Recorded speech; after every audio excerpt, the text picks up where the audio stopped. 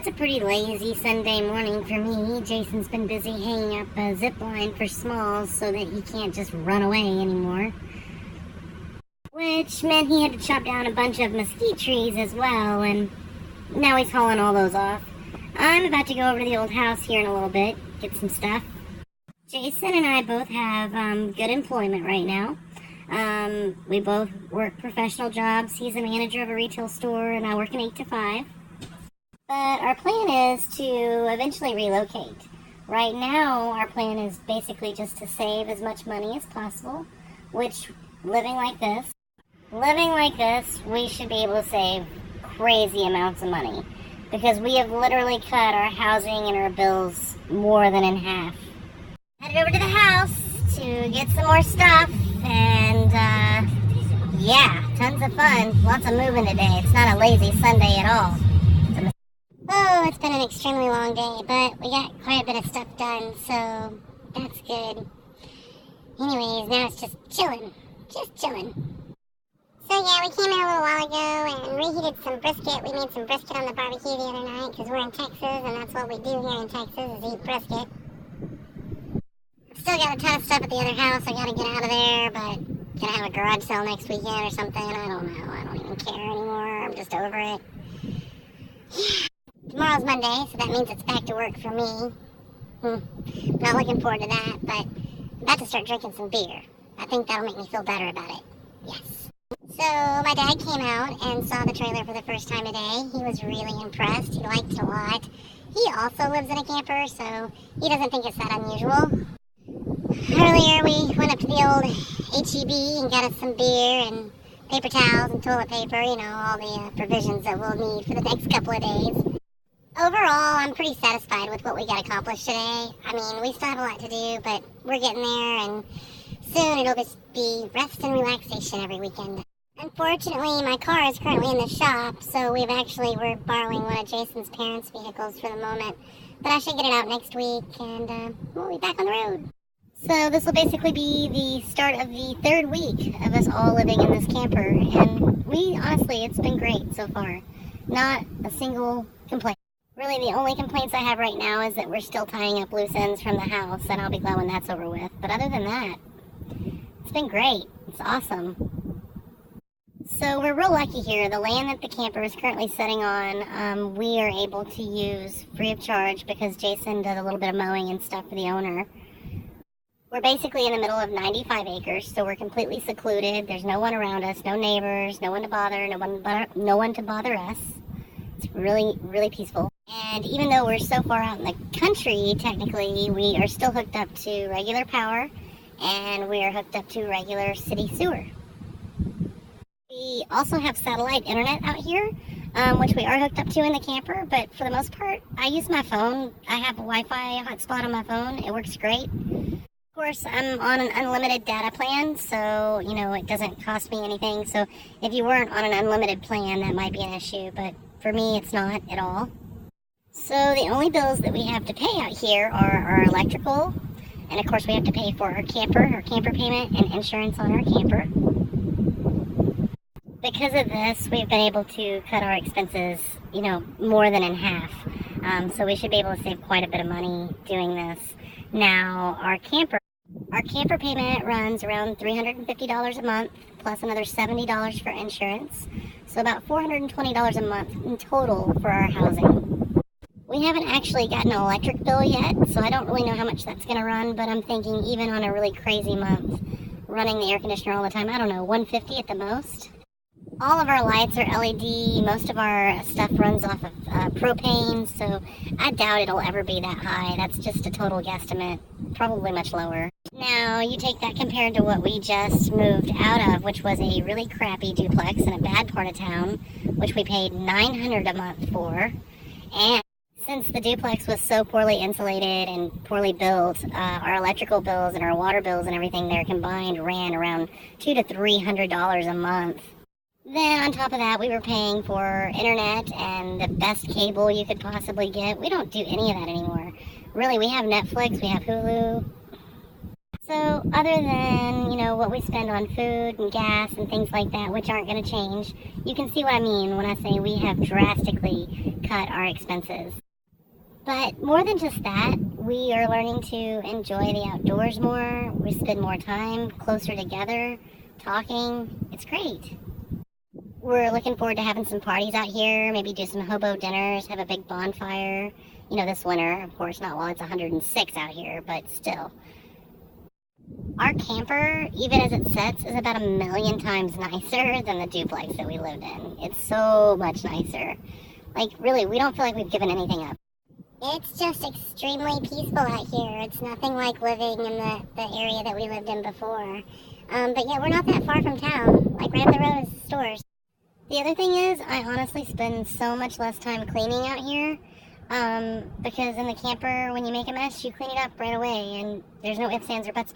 I would give you a tour of the camper today, except for that Jason is passed out on the couch in there, and I don't think he would make a very good backdrop for the tour, so I will do that soon. What more could you want, though? I'm sitting out here in the shade, I got a nice breeze, I got me a beer, whatever else you're smoking. When we were still at the duplex, a couple of houses down from us, this weird guy started, working out in his driveway all the time in his, boxer shorts, really working out. And then he started having friends join him that were also wearing boxer shorts. I don't know what they were doing. Why not? Why would you want to do that in the heat, man? I don't know if they were all, roided out or something, but they'd be over there slamming weights around and making a bunch of racket. And if I was going to sit outside, I had to watch it, and I didn't want to. And then there was, always cops on the street. Always cops on the street. I don't know what was going on out there, but somebody was always beating their wife or selling drugs or joining a gang. I don't even. And we stayed for a long time because the rent was cheap for this area. Super cheap. You don't find places for $900 a month around here. It don't happen. I really wish we would have done this a long time ago. We should have done this ages ago. I feel like I'm just now seeing the light because this is so much better. Here we're close to a large, beautiful lake, and we got a beautiful creek that runs along the back of the property here. That's from some Colorado River or something. I don't know. There's a big pond out here on the property if we wanted to go fishing, or you could go fishing in the creek right there. It's lots more to, experience in nature. Of course, my main thing is I just like to sit out here and drink beer. Tonight I'm drinking a Blood and Honey by Revolver. This is a Revolver Brewing Company. It says it was brewed in Granbury, Texas. Revolver Brewing Company. I don't know, shit, tastes good. I'm gonna keep drinking it. See that little slide out behind me? That's where Jason's passed out. Passed smooth out, right there on the couch. I don't know why. I don't know what he's been doing. I can hear Elizabeth jumping around in there in her room. She's got a really nice room, but it keeps her occupied. She got all her toys in there. She's happy as she could be. Happy as she could be. I got a motto. It goes a little something like this. We ain't trailer trash. We're camper trash. Seriously though, if you'd told me a year, 2 years ago, that's my daughter. Well, like I was saying, if you'd told me 2 years, 1 year, however long ago that I was going to be happy living in a camper, I would have laughed at you. But really, I am. Very happy. Here in just a little bit, I'm going to show you the prettiest sunset. It's going to be so pretty. You're going to love it. Gorgeous. Peaceful. Just want to go ahead and throw this in there real quick. If you're watching this on YouTube after the fact, you should probably put your phone in portrait mode and expand it. Because that's just the way Snapchat works. You'll like it, I promise. See that car over there? That piece of shit Camaro? That's, it's not ours. It's, my stepdaughter's boyfriend's car. Doesn't run. But if you look over here, we've got a Elizabeth swing set and a dog pen, which doesn't work to keep that little dog Smalls in at all. And Elizabeth's sandbox. Of course, Smalls is out there under the tree on his little zip line now. He had a lot more shade earlier. He's not been out there all the day. I just now put him back out there. He comes inside with us. That one right there, well, he's a good boy. He doesn't run off. Spicoli! Spicoli! He stays close. He's a good boy. He comes when you call him. He doesn't run off. So he's not currently condemned to a zip line. I hate that a zip line's so far out there, but that's where the shade is most of the day and where we are most of the day too, so Have no fear, though. He's got a big, big, big thing of water out there. Big tub of water that him and Spicoli both drink out of. He's happy. And believe me, if he wasn't tied to something, he would be gone in a heartbeat. We had to pick him up from the kennel already like 3 times this last 2 weeks. Dogs are inside dogs, so they're inside with us most of the time and come out with us. But we tried to put him in that thing over there, and he chewed through hog wire to get out of it. Hog wire. And the rest of this property is fenced with 3-strand barbed wire. Yeah, anyway. So yeah, that ain't gonna keep a dog in. But yeah, we're just chilling out here. Me and Spicoli. Small's out there somewhere. So back there's a creek that runs back there. And the rest of the property is just kind of, there's this other trailer over here. But it's been abandoned. Well, I mean, I guess it hasn't really been abandoned, but it's kind of a piece of shit, and the guy that owns the property here is supposed to have it towed away. It's supposed to be towed off, but this is our burn barrel. We have not yet used that, but that's what that is. If I kept walking that way, we'd run into a creek, basically, like rocks. It's kind of crazy. Yeah, I don't really know what's up with this trailer. The awnings rotted off of it. Apparently, it was a pretty nice gooseneck at one time, or whatever, fifth wheel. I don't know what the hell it is, but yeah. Yeah, so I don't really know what's up with this trailer. They said they were going to move it, so I'm assuming they're going to move it at some point. It's whatever, I don't care. It's not bothering me. It's just there. Then, of course, here's a shot of our trailer looking like Sanford and Son because we went and got all that stuff from the house today. Freaking ironing board leaning up against the outside here. That's hilarious. Oh, my God. It totally normally doesn't look that junky on the outside. But we went and got our little outdoor table and chairs, and we have a little fire pit here. And over here, I'll give you a little movie history about this area. We've actually got some unique history here. The wind will died down a little bit. Hold on. So I'll start with this right here. It's a big cornfield, right?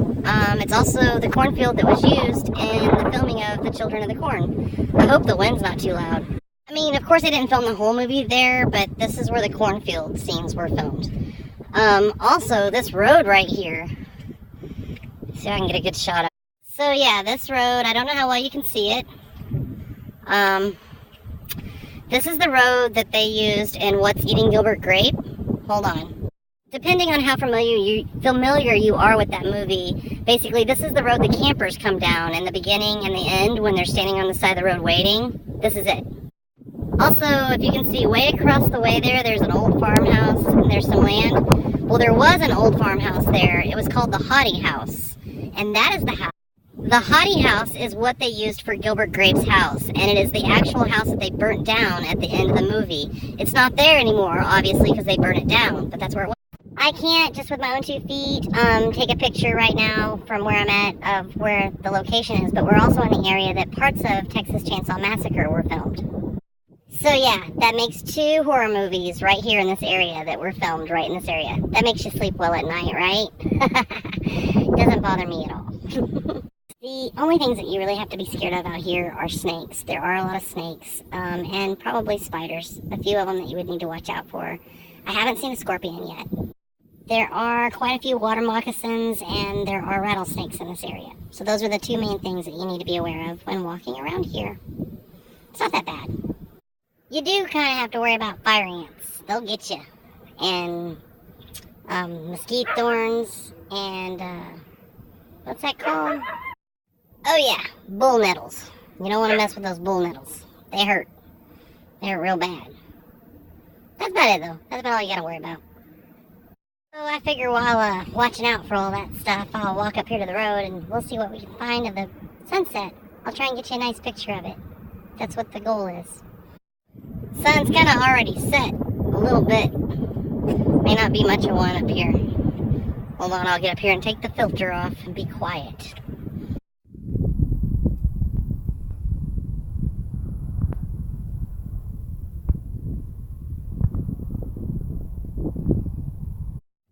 As I guess you can see, it's pretty darn peaceful out here in the country. Not bad. Very quiet. Not bad. As long as you remember not to mess with those things that I told you about. Don't want to mess with those things. Those are bad, bad things. other than that, it's awesome. It's almost impossible to see, but those little dots, those are bats. Lots and lots of little bats flying. All those little dots. There's literally like hundreds of them, but they're just so hard to see. They're everywhere. Bats. Going back up to the camper. Come on. Oh my gosh, you're such a brat. Come on. Oh, I just hurt myself on carrot cake. I picked down so much and now I'm stiff. Oh, I don't think I can move. I tell you what, if you want creepy, you drive down one of these roads in the middle of the night when it's pitch black dark. It's fucking scary, dude. Children of the Corn scary.